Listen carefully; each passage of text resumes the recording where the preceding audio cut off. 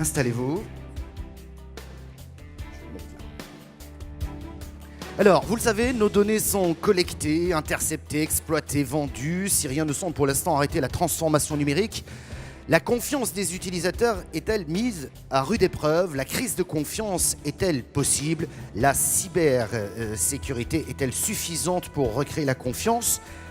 Eh bien, c'est cette question que je voulais vous poser pour commencer. Tout le monde s'installe. Nos invités sont là pour cette première plénière autour de la confiance et de la crise de confiance. Et je vous propose, pour commencer, peut-être de faire un tour de table. L'occasion de vous présenter, mais l'occasion aussi de voir un petit peu comment est-ce que vous ressentez les choses en l'état actuel. Va-t-on vers une crise de confiance? Je vais commencer avec vous, Jean-Yves Latournerie, bonjour. Prenez un micro, ça sera beaucoup plus simple. Alors attendez, parce qu'il y a des petits réglages qui étaient ici. J'arrive à la tournerie. Donc, préfet chargé de la lutte contre les cybermenaces au ministère de l'Intérieur. Précisément, votre champ d'action, juste avant que je vous pose la question sur la confiance? Bien, il s'agit de coordonner toute l'action du ministère de l'Intérieur, l'action des différentes directions qui le composent.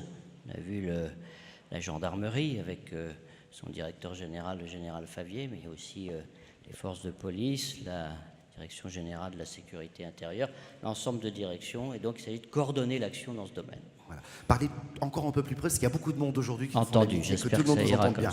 Selon vous, est-ce qu'on va vers une crise de confiance des utilisateurs? Est-ce que vous l'avez constaté ou détecté? Alors, une crise de confiance, honnêtement, je ne le crois pas.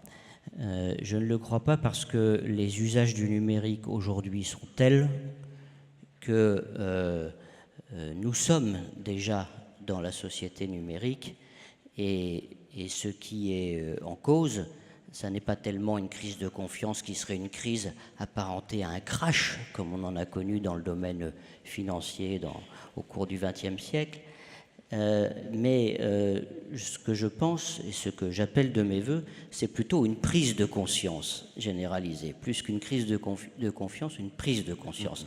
Pourquoi? Parce qu'effectivement, on constate aujourd'hui que la conscience vient des dangers potentiels non pas de la société numérique, mais de ne pas être en confiance vis-à-vis de la société numérique. Il faut maintenant que cette prise de conscience soit positive. Alors on va le voir tout à l'heure, vous nous direz un petit peu comment il peut y avoir cette prise de conscience.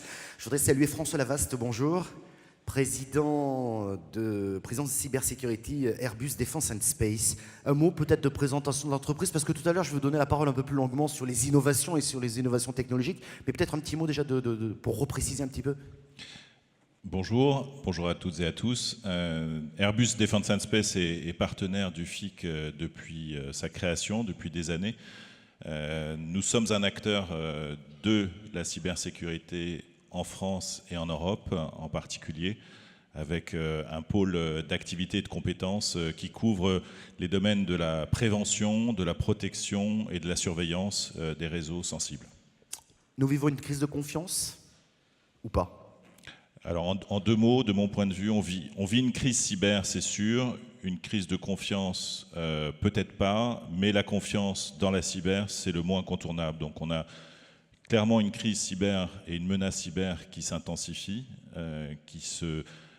dans ses impacts à la fois financiers et potentiellement terroristes ou de cyberguerre s'intensifie. Mais la confiance demeure un mot-clé de ce secteur. Les acteurs de confiance existent et ils sont là pour justement régler cette crise.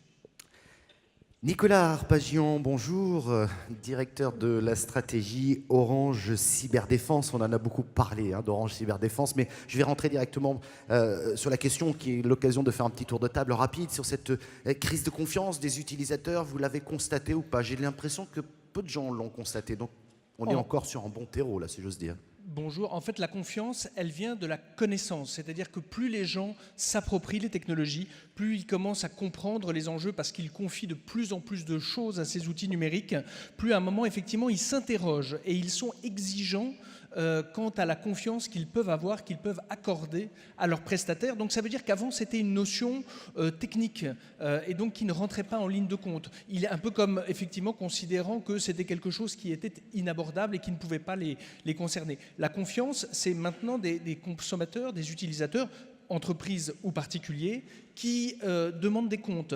On le voit maintenant lorsque une entreprise de jouets se fait pirater ses fichiers, on voit effectivement que maintenant les consommateurs commencent à s'organiser, commencent à dire bon, c'est pas une fatalité, comment est-ce que vous pouvez justifier cette démarche? Donc en fait, il faut que l'entreprise se mette en position de pouvoir expliquer ce qu'elle fait de manière à montrer qu'elle est dans une démarche constructive et dans une démarche justement extrêmement concrète d'élaboration de sa sécurité. Elle ne peut plus le traiter comme étant un sujet secondaire, accessoire, purement une affaire de technicien. C'est une affaire politique dans les entreprises et donc elle a un impact sur la confiance. Ça veut dire que ça doit se traduire comment très concrètement? Par plus de transparence, mais ça veut tout dire et rien dire. Mais alors ça veut dire qu'il faut comme l'a dit Stéphane Richard, il faut qu'il y ait une prise de conscience des comités de direction. Le fait qu'il y ait une doctrine de sécurité, des outils qui soient mis en œuvre, des moyens qui soient consacrés dans les entreprises, de manière à ne pas considérer que effectivement il y a une sécurisation qui serait intuitive ou qui serait basique. Donc effectivement, il faut prendre des mesures de sécurité parce que effectivement, on voit des modes opératoires d'attaque multiples, protéiformes, évolutifs, très opportunistes, plein d'intelligence. Donc il faut simplement que les entreprises assument le fait qu'elles protègent les actifs qu'on leur a confiés. Je vais donner la parole et saluer Guillaume Poupard, directeur général de l'ANSSI. On connaît peut-être un mot rapide aujourd'hui parce que, comme le disait à l'instant Nicolas Arpagian, les formes d'attaque sont très différentes, elles évoluent considérablement, on le voit d'année en année. J'imagine que votre mode d'action et de travail à l'ANSSI change aussi, lui aussi évolue.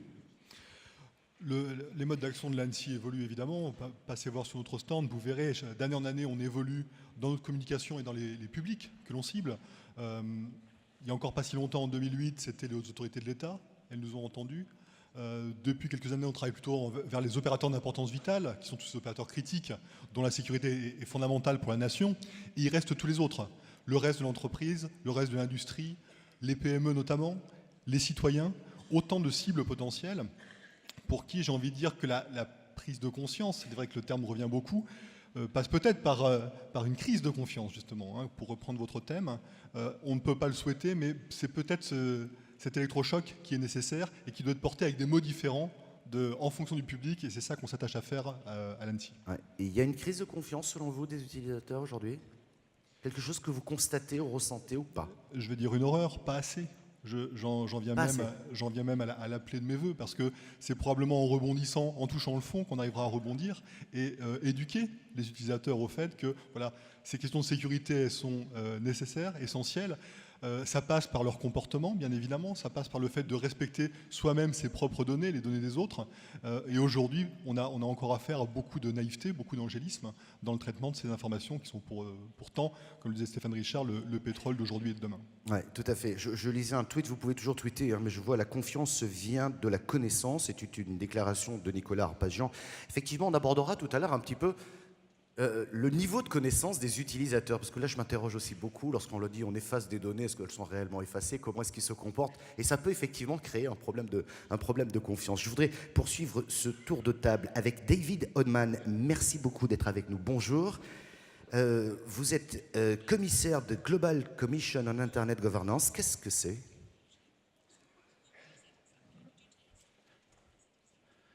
This is a global commission chaired by Carl Bildt, the former Swedish Prime Minister. I am a commissioner, and we are examining how the internet in future should be governed by its many stakeholders, the multi-stakeholder model. And that includes developing norms of good behavior on the internet to improve that sense of public confidence. My definition of national security is a state of confidence on the part of the public that the authorities are satisfactorily managing the risks to public safety and security so that we can all go about our normal business freely and with confidence. Those risks in cyberspace are growing, and the public is not yet confident that governments have done enough to secure their confidence. So maintaining confidence in the internet as a secure place to do business is one of the top British national security priorities. Merci. Je voudrais saluer quand même Jérémy Zimmerman qui est avec nous, la Quadrature du Net. Bonjour Jérémy, merci d'être là. Un petit mot sur la Quadrature du Net? Oui, c'est une organisation de défense des libertés fondamentales sur Internet qui agit sur les terrains de la neutralité du net, du droit d'auteur, de la surveillance de masse, de la protection des données personnelles, etc. La crise de confiance, question que je posais un petit peu à l'ensemble des invités de cette première plénière, elle existe pour vous? Pour être franc, j'ai accepté l'invitation en pensant que c'était un petit peu une blague même de poser la question. Mais au vu des réponses... J'ose vous la poser la question. Apparemment, il faut quand même en discuter. Mais je pensais que c'était une blague tellement il est manifeste que la crise est là et que la crise est profonde. Et que la crise trouve ses origines à la fois dans des paramètres politiques, technologiques, mais surtout profondément éthiques. La crise est manifeste lorsque certaines agences et certains gouvernements se sont arrogés le droit d'intercepter toutes les communications de la planète. Et quand je dis toutes, je fais référence pas seulement au programme PRISM, mais aussi au programme de GCHQ Infinite Monkeys, qui vise à répertorier l'activité de tous les utilisateurs du web. Donc intercepter toutes les communications, mais aussi se donner la capacité de faire de l'injection de paquets dans toutes les communications, c'est le programme Quantum, mais aussi des backdoors dans tous les matériels et tous les logiciels. On parle ici du programme Bull Run concernant la NSA et probablement ses partenaires. Donc dans un monde où tous les appareils et tous les softwares sont potentiellement punzés, comme on dit, ou sous contrôle de cette alliance entre agences gouvernementales et entreprises, quelle confiance peut-il encore y avoir ? La réponse est assez claire, ça a été dit, c'est la connaissance des utilisateurs, c'est l'éducation des utilisateurs, c'est aussi le logiciel libre, les services décentralisés, le chiffrement de bout en bout et un sérieux questionnement sur le hardware boîte noire que l'on utilise tous les jours. Mais la grande caractéristique d'une crise, c'est que quand elle est tellement importante, tellement profonde, tellement systémique, le réflexe naturel, vous savez ce que c'est ? C'est de regarder ailleurs. C'est de regarder ailleurs, voire de regarder ailleurs, tout en fonçant, tout en klaxonnant. Et c'est ce qu'on est en train de faire lorsque Bruxelles ne fait rien, et qu'il suffit d'un étudiant en droit qui passe des années pour révoquer ce safe harbor, tandis que Bruxelles ne fait rien.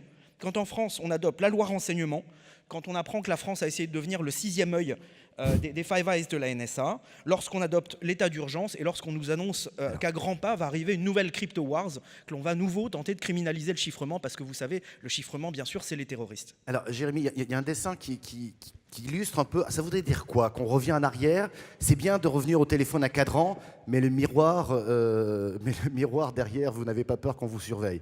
Voilà, ça veut dire quoi? La technologie évolue incontestablement, il faut quand même une dose de réglementation. C'est une brique vers plus de cybersécurité, non? La question de la confiance passe inévitablement par, ça a été dit, par la connaissance. Oui. Et donc par une capacité de contrôle de la machine. Or là, on n'a pas fait ce choix a été fait à notre place, d'une espèce de modèle de sécurité, moi que j'appelle, pour m'en moquer, l'hypersécurité, dans laquelle l'ennemi c'est tout le monde, tout le temps, partout.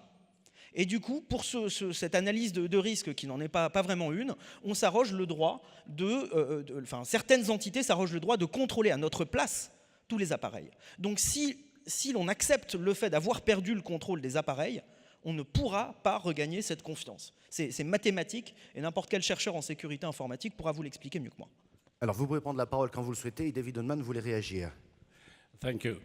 I should have said, in the interest of transparency, that I think the reason I was invited onto this panel is that I'm a former director of the British Government Communications Headquarters, the British partner of the National Security Agency.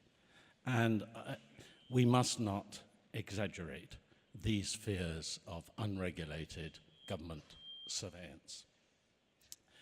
In 2014, yes, the public learnt about these programs and PRISM and these other programs. In 2015, the public was reminded of why it is necessary to gather intelligence. The tragic attacks in Paris, 30 British tourists murdered in Tunisia, the Russian aircraft downed, the antics of President Putin and of President Assad, the events in Syria, the events in the Mediterranean. These are all the reasons why digital intelligence is necessary. I am delighted that the British agencies and the French agencies are cooperating increasingly closely.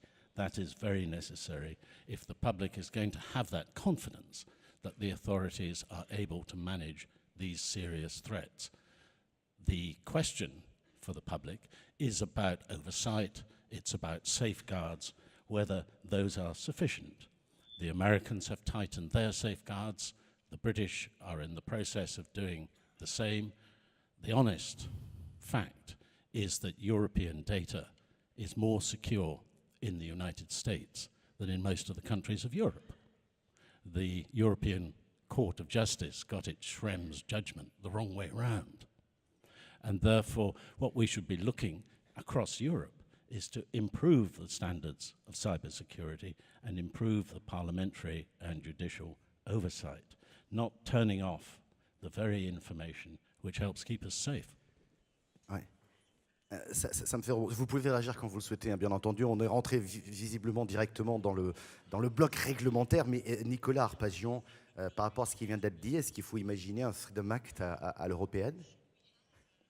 Alors, l'Europe n'a pas montré, en termes de sécurisation, d'uniformité. Il faut garder à l'esprit que ce sont avant tout des États qui coopèrent individuellement.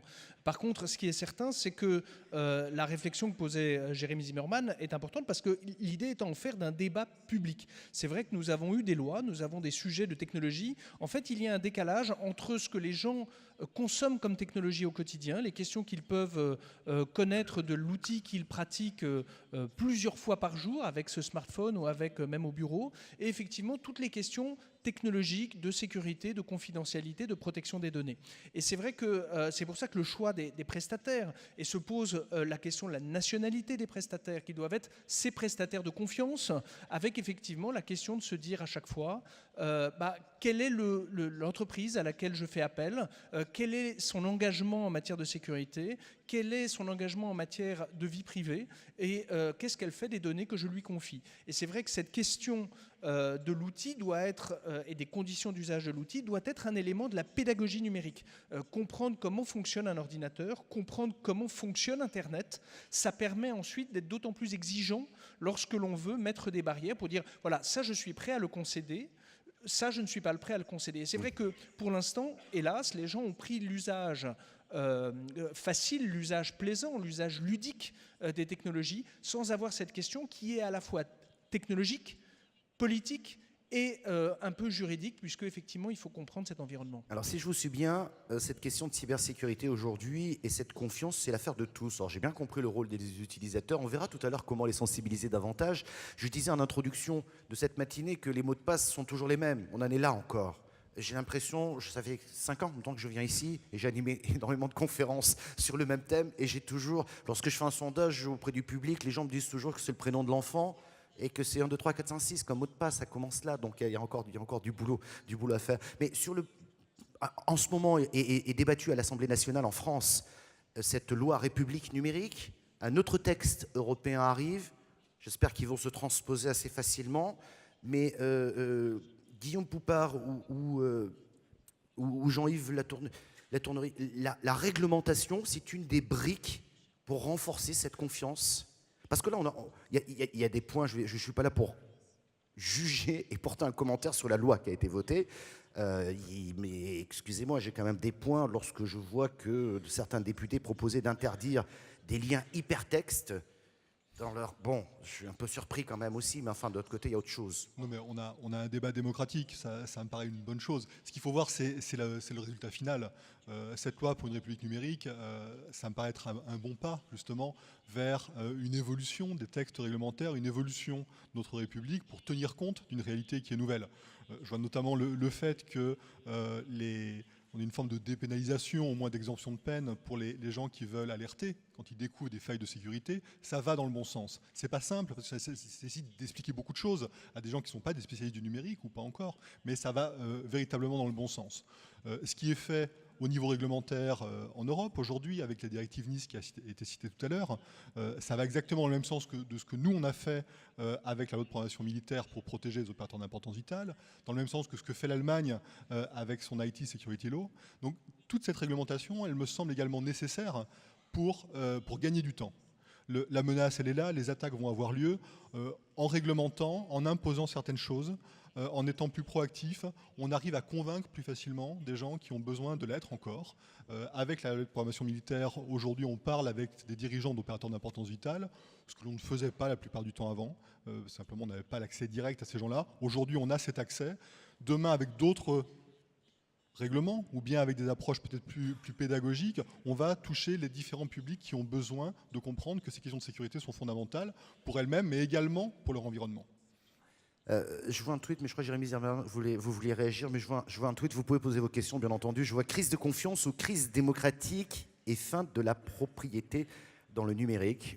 On a l'impression qu'on a perdu toutes les libertés quand on lit ça et qu'on a même fait une crise démocratique dans la foulée. Et Jérémy Zimmermann, vous voulez rebondir. Après, on parlera plus de techno, mais je voudrais quand même qu'on s'arrête un petit peu sur la réglementation. Oui, j'aimerais réagir parce qu'on nous parle de la gentille loi sur le numérique à venir, mais on ne parle pas des 3 dernières lois, la LPM, la loi antiterror et la loi sur le renseignement et la loi sur l'état d'urgence et des conditions dans lesquelles elles ont parfois été votées avec un texte de loi publié la veille pour un vote quasi bloqué le lendemain avec des pressions terribles sur les députés au travers de discours menaçants et parfois même l'empoisonnement du débat public où on voit l'influence des services, où on entend des trucs complètement dingues. Genre il y a des chiffres qu'on ne peut pas vous donner qui prouvent qu'on a raison et si vous ne votez pas comme ça, c'est que vous n'avez rien compris. Donc on pourrait parler de tout ça. Mais le plus grave dans cette crise, les paramètres dont on parlait tout à l'heure, la prise de contrôle par des acteurs étatiques et industriels non français, non européens de tous nos systèmes d'information, ça c'est quelque chose qui n'a fait l'objet d'aucun débat public. Aucune loi n'a été votée en France pour accepter le programme Bull Run, pour accepter que la NSA soit dans tous les routeurs fiscaux, dans tous les routeurs Juniper, dans Qualcomm, Intel, etc. On nous dit, on entend M. Hammond disant c'est le terrorisme, donc c'est justifié. Et ça devient le discours unique, ça devient le seul argument quand on essaye de gratter, quand on essaye de demander des réalités concrètes sur l'efficacité de ces mesures. On nous répond que c'est top secret et qu'on n'a pas le droit de nous répondre. Mais lorsque la New America Foundation ou la Maison Blanche font une étude sur l'efficacité de la surveillance de masse pour lutter contre le terrorisme, on s'aperçoit que dans une infime minorité de cas, cette surveillance de masse est utile et qu'en réalité, c'est les bonnes vieilles méthodes de la surveillance ciblée, de l'infiltration et des choses comme ça qui conduisent à déjouer les attaques terroristes. Donc la question de l'efficacité de cette surveillance de masse pour lutter contre le terroriste est là encore passée sous le tapis. Regardez ailleurs, on continue, on fonce tout droit. La question de la proportionnalité. Monsieur Hammond était en train de nous dire tout à l'heure qu'il est tout à fait justifié, tout à fait proportionné d'aller surveiller des innocents si ça permet de tenter de déjouer des attaques qui manifestement n'ont pas été déjouées. Ah si, c'est vrai, il y en a qui ont été déjouées mais on ne peut pas savoir lesquelles, on ne peut pas savoir comment, on n'a pas le droit de nous le dire parce qu'évidemment c'est top secret. Donc moi j'ai l'impression que la crise de confiance elle est là, elle a passé déjà une étape et ça se transforme en une crise de confiance envers les gouvernements, envers les entreprises. Et c'est là qu'on devrait poser la question de régulation dans l'autre sens. Comment réguler ces comportements? Comment protéger efficacement nos libertés? Et comment empêcher cette surveillance de masse qui est antinomique de la démocratie? Alors, Guillaume Poupard voulait réagir, Jean-Yves Le Tourneau et David Hodman après. Guillaume Poupard. Oui, peut-être 2 mots pour rappeler le modèle français qui est assez confortable pour moi, vu que l'on sépare clairement les activités de renseignement, d'attaque, des activités purement défensives qui sont portées par l'ANSSI notamment. Dans ce cadre-là, la confiance que l'on peut avoir dans pas mal d'industries à l'étranger que vous mentionnez, ou français d'ailleurs, puisque la confiance, ça ne suffit pas d'être français ou étranger pour être décrétée, elle est quand même très travaillée, cette confiance. On a toute une démarche de qualification, de produits de sécurité. Le but, c'est quand même d'aller voir qu'il n'y a pas des choses implémentées dedans à notre insu. On a une démarche de qualification de prestataires de services qui est lourde.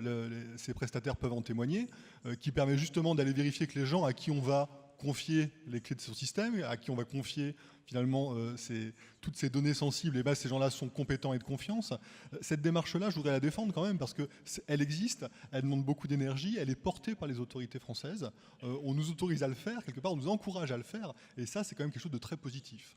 L'autre chose que je remarque également en France, c'est que sur des débats aussi sensibles comme celui du chiffrement, par exemple, la position aujourd'hui est très claire pour défendre le chiffrement, pour défendre son usage. Si, je me sens autorisé à porter ce message-là, contrairement à d'autres pays qui ont une organisation différente et peut-être des problèmes différents.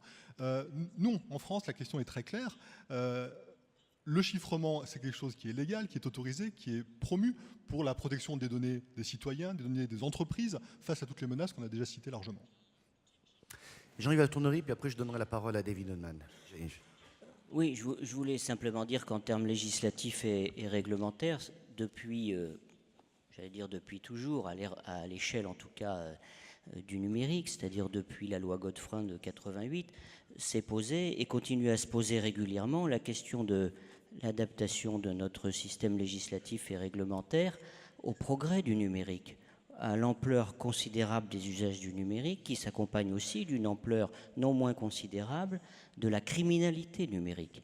Et il faut bien, l'ensemble des États sont en devoir d'apporter des réponses à cette criminalité, d'utiliser des outils législatifs et réglementaires, d'aménager le code pénal pour que cette criminalité puisse être battue en brèche.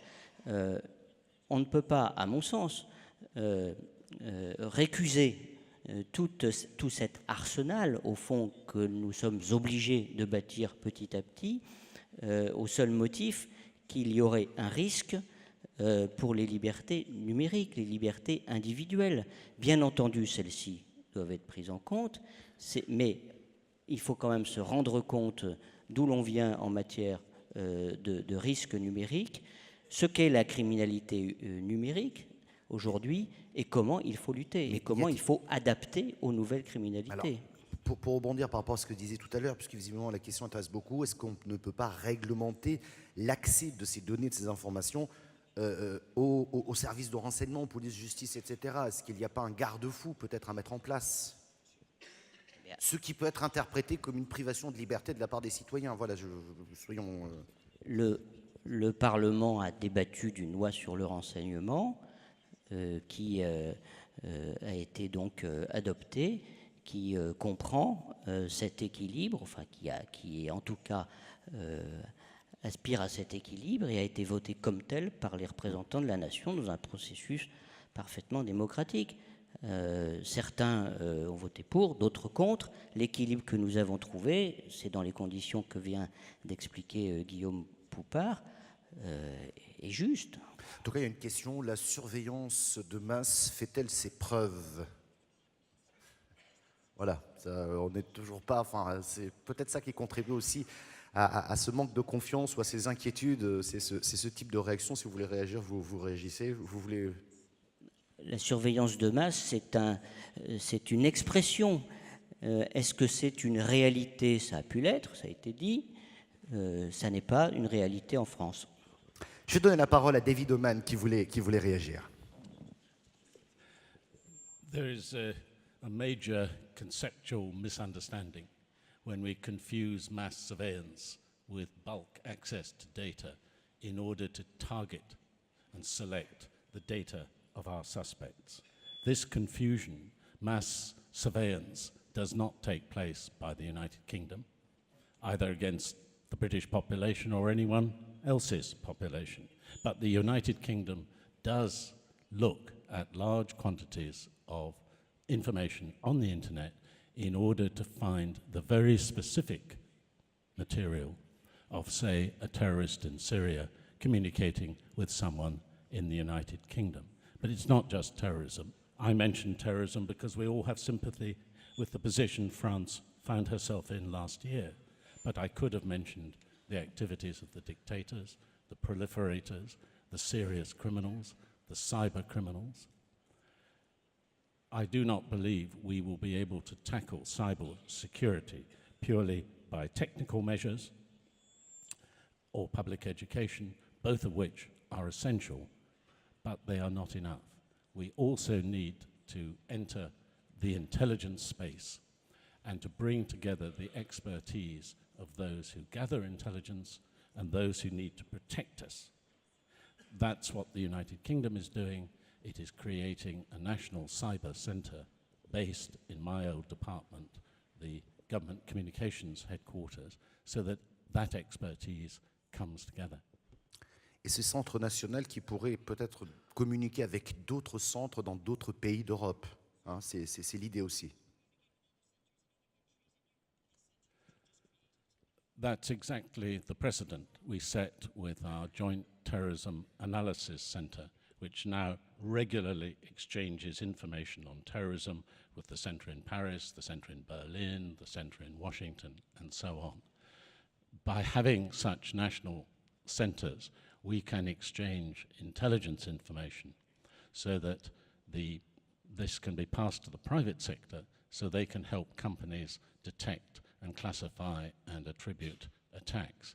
GCHQ today is helping about 450 British commercial companies that run our national infrastructure, helping them and the cybersecurity professionals they employ to detect these potential attacks, deal with penetrations, and to know in advance when new attacks are coming. François Lavas, vous vouliez réagir, puis après on va parler aussi de technologie, parce qu'on a parlé de réglementaire, mais je pense que la deuxième brique, elle est aussi technologique. Oui, je voulais juste réagir, parce que je pense que la plupart de l'audience est passionnée par les débats autour des libertés publiques. Je pense que c'est un enjeu important à débattre. On est en même temps, pour la plupart d'entre nous, soit utilisateurs, soit éditeurs de solutions, de services de cybersécurité. Le numérique en France, l'industrie numérique, c'est 5,5% du PIB, c'est tout petit. La France et l'Europe, dans le monde, dans la planète numérique globale, est un petit acteur par rapport aux Américains, par rapport aux Asiatiques qui montent en puissance, en particulier sur le côté hardware. On a des géants en création, il y a un mouvement de tectonique des plaques dans l'industrie. L'industrie de la cybersécurité en Europe est une industrie qui a besoin de plusieurs choses pour se développer et créer des emplois et être compétitive vis-à-vis des acteurs américains. Elle a besoin d'une réglementation et de règles de jeu claires. Je pense qu'on a en France depuis longtemps une réglementation qui a été très en avance sur le reste des pays européens. L'Europe, avec la directive Nice, met en place une législation pour les opérateurs d'importance vitale.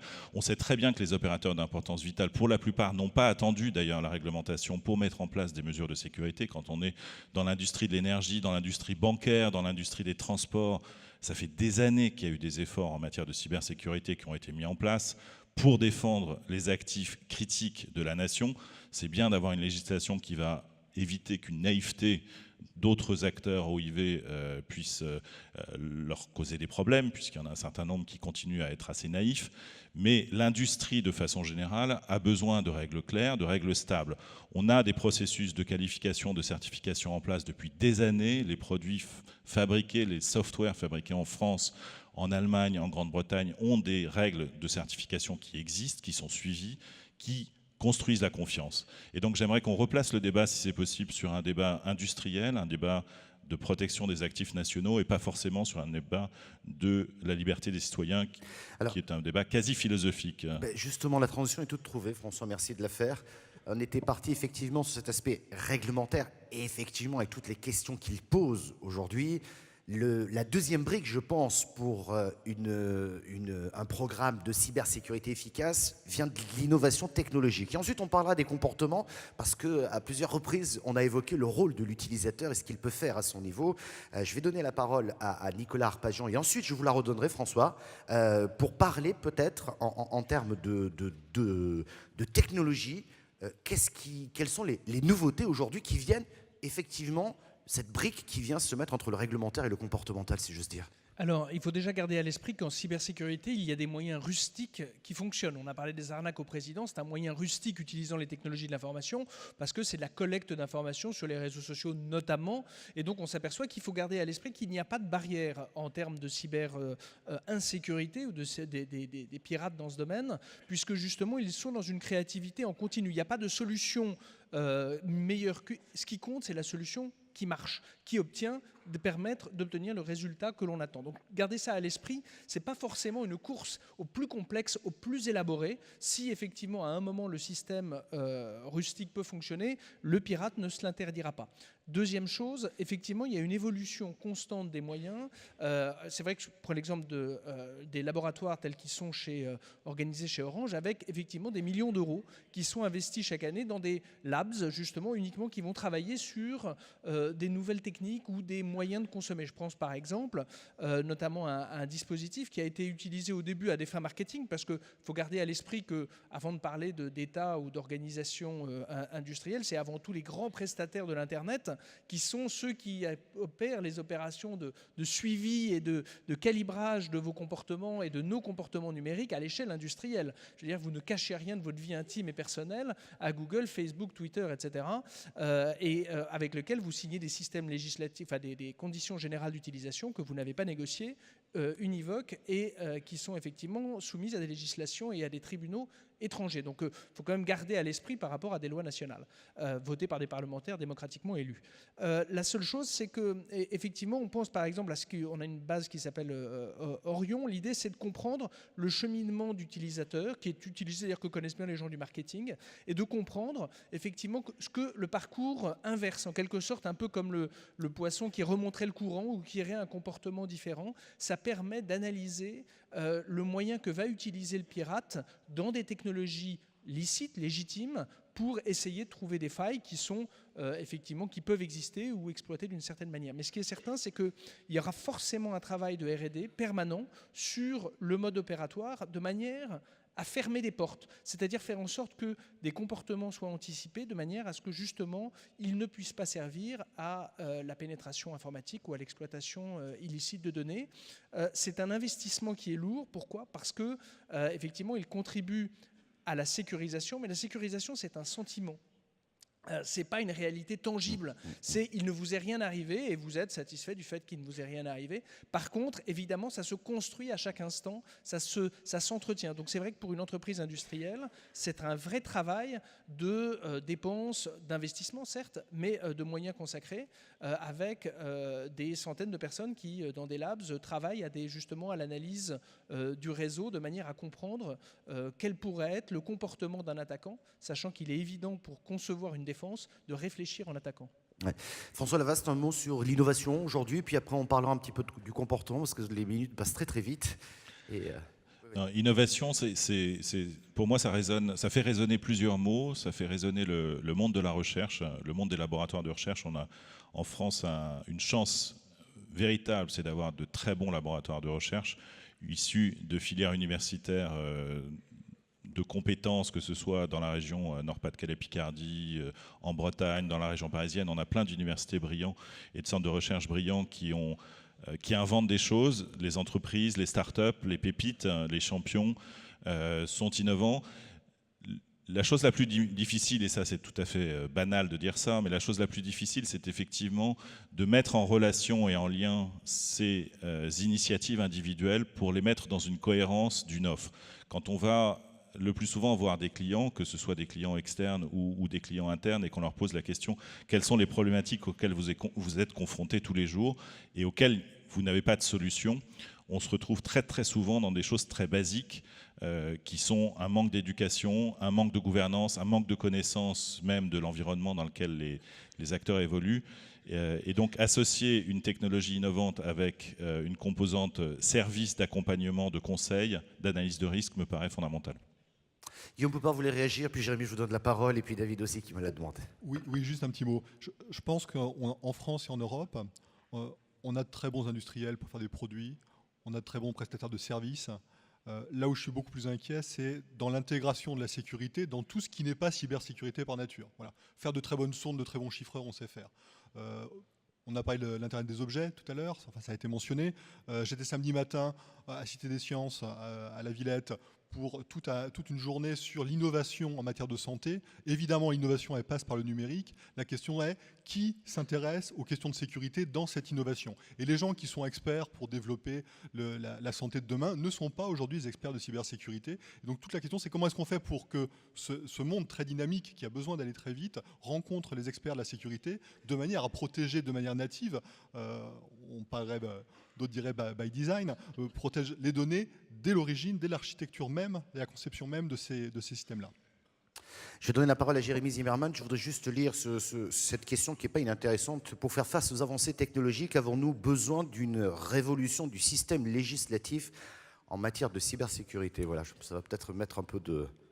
Alors, je ne vais pas répondre à cette question, mais je vais vous aider à faire cette transition peut-être vers les usages tout en mentionnant les aspects industriels. Mais avant, il faut quand même que je salue l'hypocrisie de M. Haumand lorsqu'il nous explique que intercepter et stocker les communications de tout le monde et se donner la possibilité des années après d'aller y regarder, ça n'est pas de la surveillance de masse. S'il était encore vivant, M. Kadhafi en Libye serait ravi d'entendre ça. Bachar el-Assad aussi. Les dirigeants chinois et russes qui pratiquent ce genre de choses pour trouver leurs opposants politiques seraient ravis d'un tel discours. Maintenant, pour les aspects industriels, on sait que cette même surveillance de masse est utilisée pour l'espionnage industriel.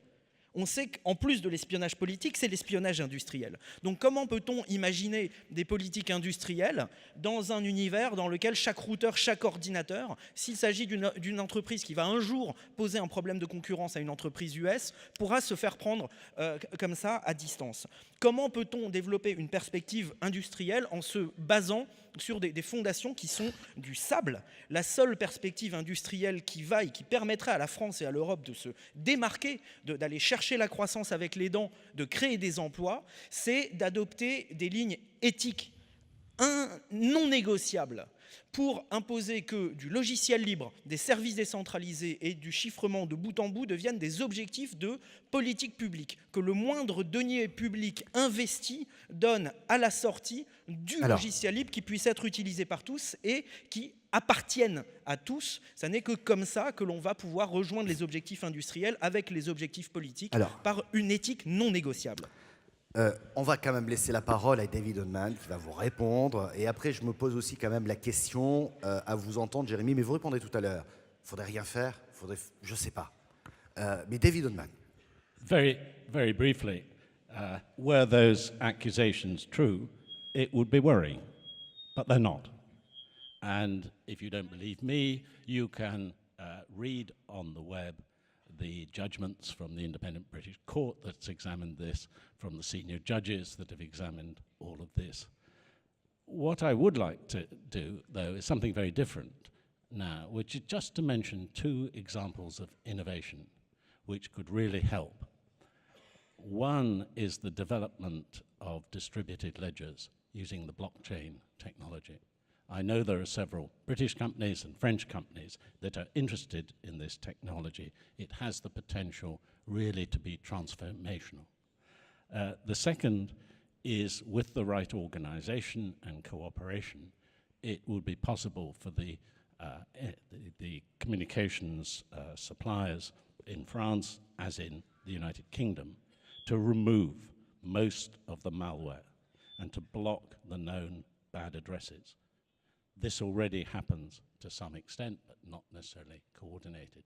A major initiative is going on in the United Kingdom with the cooperation of the domain name services in order to build a structure that can actually remove much of the low-level malware which simply causes distress to customers and which helps low-level criminality. Alors, on a vu l'aspect technologique, on a vu l'aspect réglementaire qui fait couler beaucoup d'encre sur ce plateau. On va parler un petit peu du comportement, ça va être un petit peu le mot de conclusion. Donc on va faire un tour de table parce que vous avez parlé tout à l'heure effectivement de connaissances. Il fallait que l'utilisateur comprenne bien ce qui se passe pour qu'il puisse retrouver cette confiance. On va faire un tour de table, mais je pense qu'on est d'accord pour dire qu'il faut un petit bloc de réglementation, il faut de la technologie, on vient de l'évoquer, ça va de soi, et ensuite il faut du comportement, informer, et apporter toute la connaissance. Je vais commencer avec vous, Guillaume Poupard, puis on fait un tour de table, comme ça. Alors, qu'est-ce qu'on pourrait faire aujourd'hui pour que cette confiance ne disparaisse pas et plus globalement, lorsqu'on parlait tout à l'heure de pédagogie, qu'est-ce qu'on pourrait apporter en plus dans la sensibilisation? J'ai vu tout à l'heure quelqu'un qui disait au lieu de parler de confiance, il faut déjà parler de sensibilisation. C'est totalement vrai. Aujourd'hui, on l'a déjà un petit peu dénoncé. Je vois arriver des gens qui ont des formations brillantes dans les métiers de l'informatique, du numérique, qui sont Bac+5 et qui n'ont pas fait une seule minute de sécurité au cours de leur cursus. Donc ça, c'est malheureusement un constat que l'on fait maintenant depuis plusieurs années, qui évolue très lentement. C'est anormal. Donc on doit intégrer ces questions de sensibilisation auprès de ceux qui vont être les professionnels du numérique. Et puis, quand on applique le même raisonnement, finalement, en adaptant évidemment les messages, parce que ce n'est pas les mêmes messages qu'il faut porter à tout le monde, eh bien pourquoi pas remonter jusqu'en primaire, où on apprend à nos enfants à utiliser Internet, à utiliser le numérique. Eh bien, c'est peut-être le moment de leur dire qu'il ne faut pas le même mot de passe pour deux applications, parce que déjà à cet âge-là, ils se mettent à manipuler des mots de passe. Donc ça c'est une part importante. L'autre chose, je pense qu'il y a une forte responsabilité de l'ensemble des décideurs pour porter ces questions de sécurité ou faire en sorte qu'elles soient portées au sein de leurs entités, qu'elles soient publiques ou privées, sans culpabiliser les utilisateurs. Les utilisateurs, on est tous des utilisateurs ici, on voit les contraintes que peuvent parfois apporter une sécurité ou une sécurité mal implémentée. Voilà, il faut expliquer aux gens pourquoi il y a certaines contraintes. Il faut faire en sorte en parallèle que ces contraintes soient acceptables par l'utilisateur. Et ça passe vraiment par un message qui est porté par tout le monde et pas uniquement par tel ou tel expert ou par l'ANSSI. Parce que voilà, ça doit vraiment devenir une démarche d'ensemble pour nous tous. Et puis, juste la dernière chose peut-être, on a besoin de continuer à tisser des liens entre les différents acteurs. À titre d'exemple, et pour faire un peu de pub, l'ANSSI déploie depuis le début de l'année des référents territoriaux au sein des régions. On va avoir un référent ANSSI dans la région Nord-Pas-de-Calais de Picardie. Il doit être dans la salle d'ailleurs, si tout va bien. L'idée, c'est vraiment de faire un premier pas vers ceux à qui on a envie de porter des messages et on compte sur eux pour faire le même pas vers nous de manière à se rencontrer, là où jusqu'à maintenant, on n'avait pas forcément l'habitude de se parler. Il y avait une réaction, notamment en tweet. Est-ce qu'on peut juste remettre le tweet qu'il y avait tout à l'heure, s'il vous plaît, parce que c'était intéressant, où quelqu'un disait effectivement Bac+5 en informatique, pas une minute sur la cybersécurité. C'est anormal, pourquoi pas remonter au primaire. Voilà. Bon, ça veut dire que c'est pas encore tout à fait mis en place. C'était pour compléter. Nicolas Arpagian, on va parler aussi de ces comportements. On va voir un petit peu qu'est-ce qui pourrait être amélioré. On a bien compris que c'est l'affaire de tous, cette affaire-là. Alors, en fait, il faut dépasser le discours incantatoire pour passer à la réalité. Pourquoi? Si vous prenez, on a à peu près 700 parlementaires, députés, sénateurs aujourd'hui au Parlement, c'est vrai qu'ils sont une minorité qui sont concernés par ce sujet-là. Et effectivement, on voit, parce qu'il n'y a pas une culture numérique dans les cursus académiques, même les plus pointus en France. Donc c'est vrai que la première chose, c'est de faire en sorte que quand on vous confie un ordinateur, quand vous allez l'acheter, vous soyez en mesure d'en comprendre le fonctionnement et l'esprit, c'est-à-dire le principe de laisser des traces, le principe de comment fonctionne l'économie numérique, de manière à ne pas être un utilisateur passif. C'est très important de ne pas être un objet de technologie, mais d'être un sujet de technologie. Sujet qui peut se permettre à ce moment-là de renoncer à certains services ou au contraire d'être plus exigeant vis-à-vis d'entreprises commerciales. C'est déterminant. Alors, à notre modeste mesure, moi, effectivement, l'idée, c'est peut-être avec les formations qu'on peut faire. J'ai une casquette d'enseignant à l'INESJ à Paris pour former des cadres à ces questions-là avec les industriels pour essayer justement de les comprendre, de faire que ce n'est pas un sujet de technicien, c'est un sujet qui mêle le droit, qui mêle les problématiques business avec des problématiques technologiques et donc qui est un vrai sujet transverse.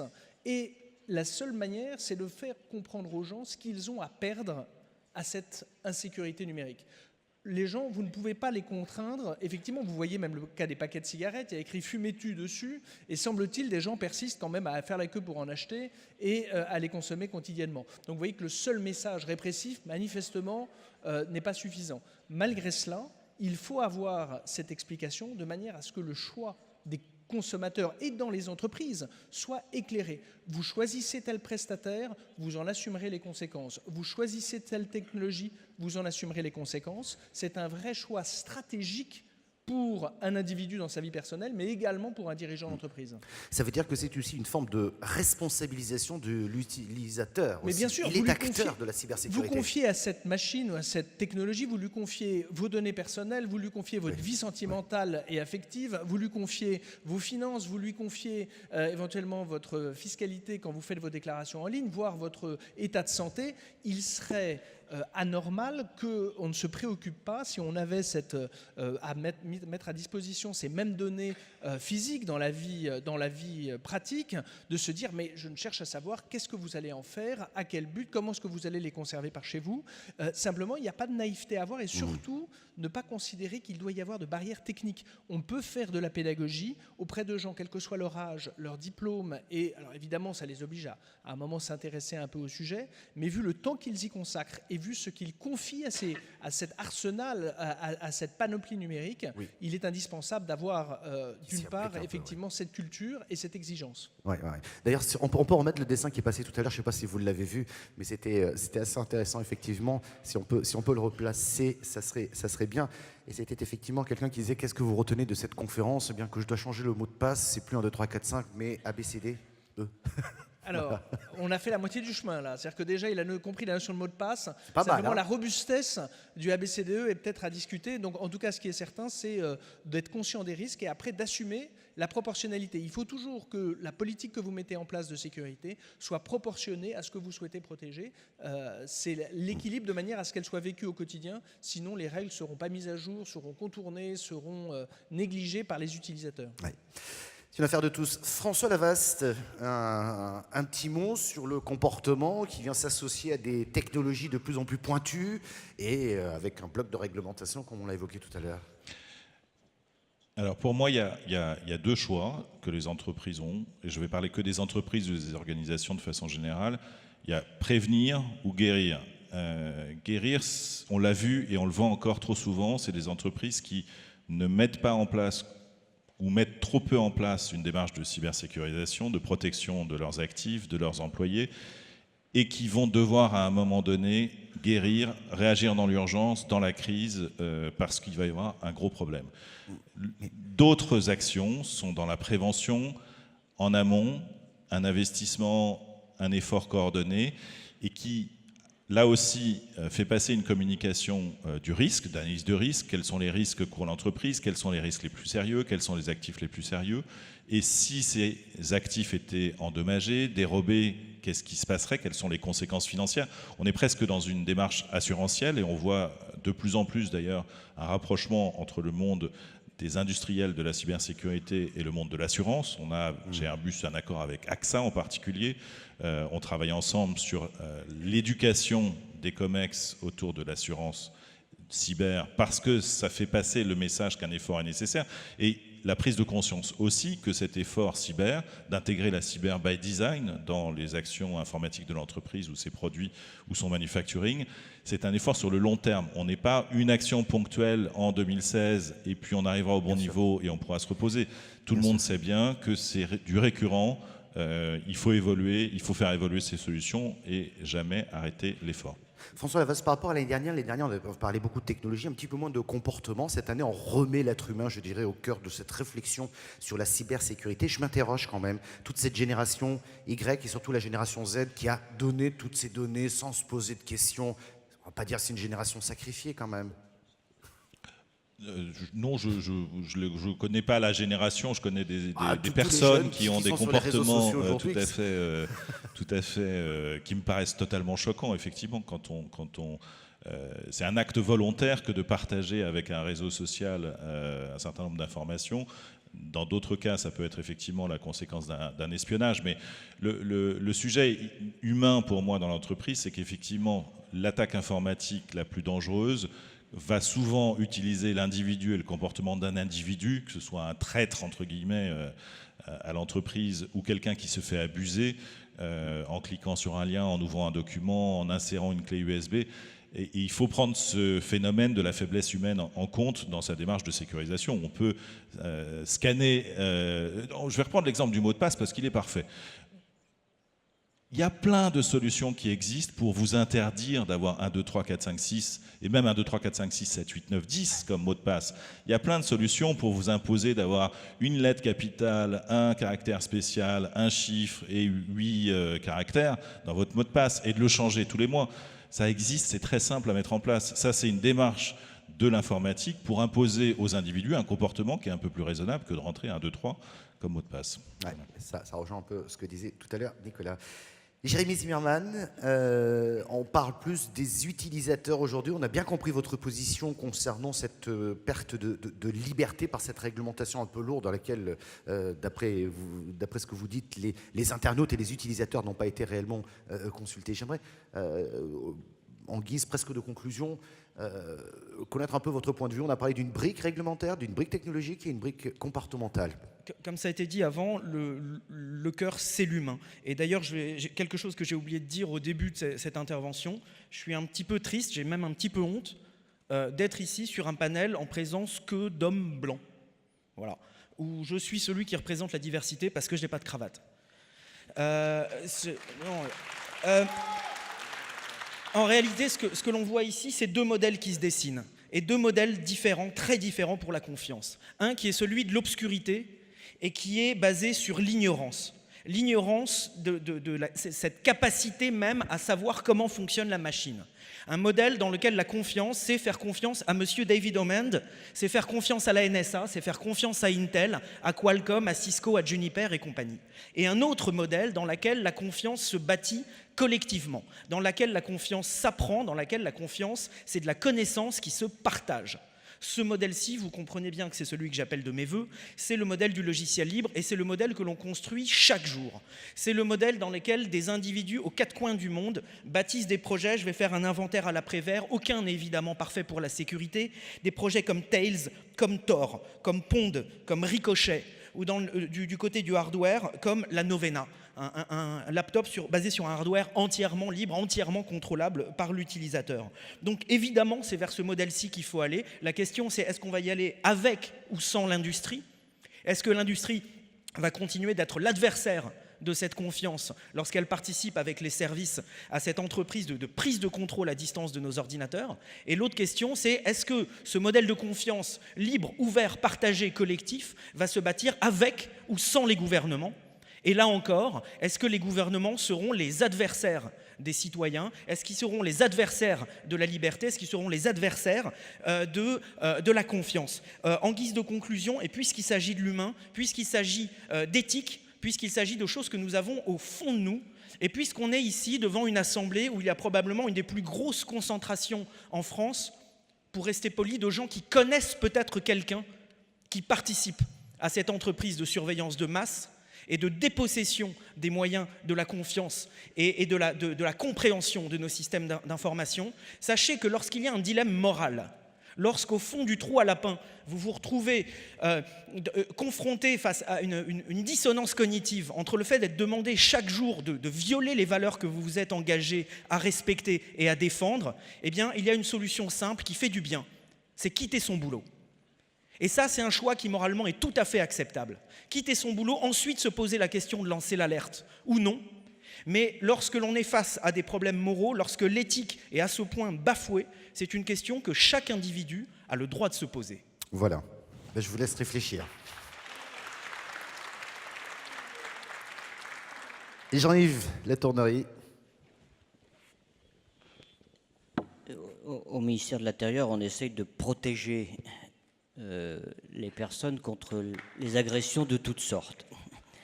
Et on a coutume de dire, dans tous les domaines, que les forces de l'ordre sont là pour ça, mais que si les personnes elles-mêmes mettent un petit peu du leur pour se protéger elles-mêmes, pour éviter les risques et pour éventuellement protéger leurs biens, c'est mieux. Eh bien, en ce qui concerne la sécurité numérique, c'est pareil.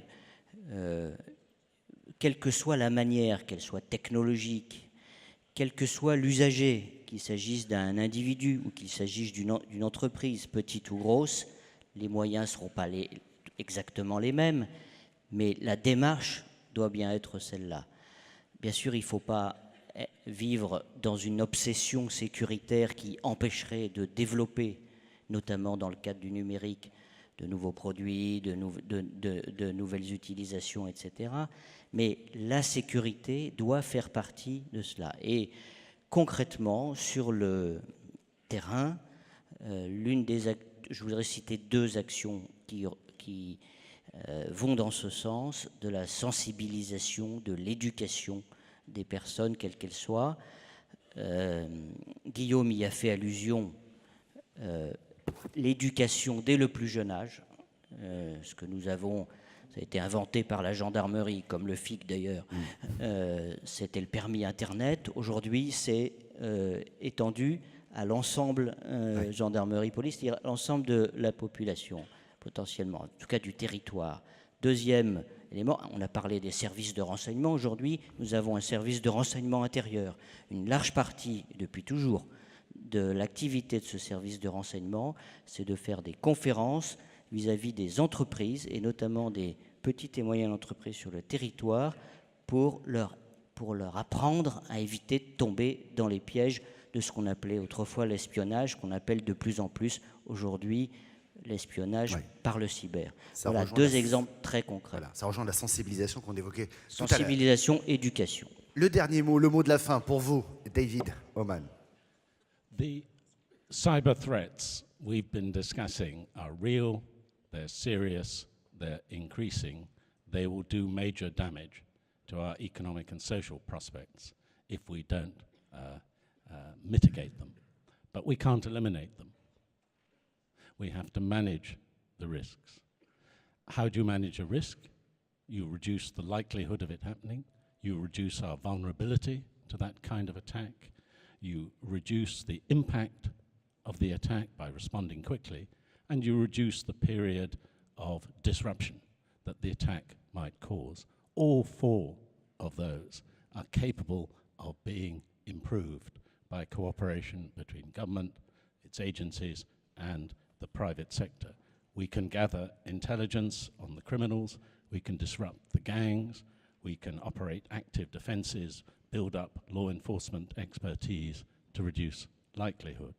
We can reduce vulnerability by getting companies to secure their networks, encrypt our data better, improve user education.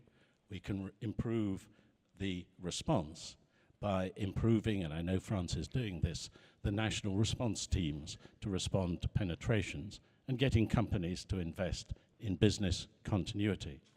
And finally, perhaps most important of all, we can minimize the loss and disruption by a long-term strategy of government working with the companies, with the critical infrastructure to raise standards and invest in more resilient systems. The most important area there for the future will be l'Internet des objets, which we have barely discussed on this panel. If we do not take action now to secure the Internet of Things, then within 5 years we'll have created serious weaknesses in our everyday life. Merci beaucoup d'avoir participé à cette plénière. Alors évidemment, toujours un peu compliqué ce thème, surtout quand on parle de confiance, par définition, on parle aussi d'émotion, de sensationnel. Mais en tout cas, on a essayé d'apporter quelques repères et quelques clés entre, je le disais, un petit peu de réglementaire, un petit peu de technologie, un peu de liberté aussi et de comportement, parce que c'est un petit peu l'affaire de tous. Merci messieurs d'avoir participé à cette plénière. Merci Guillaume Poupard, merci François Lavaste, merci Nicolas Arpagian, merci David Oman. Merci Jérémy Zimmerman et j'espère que je n'ai oublié personne. Je vous invite à regagner votre place. Restez avec nous, ce n'est pas fini.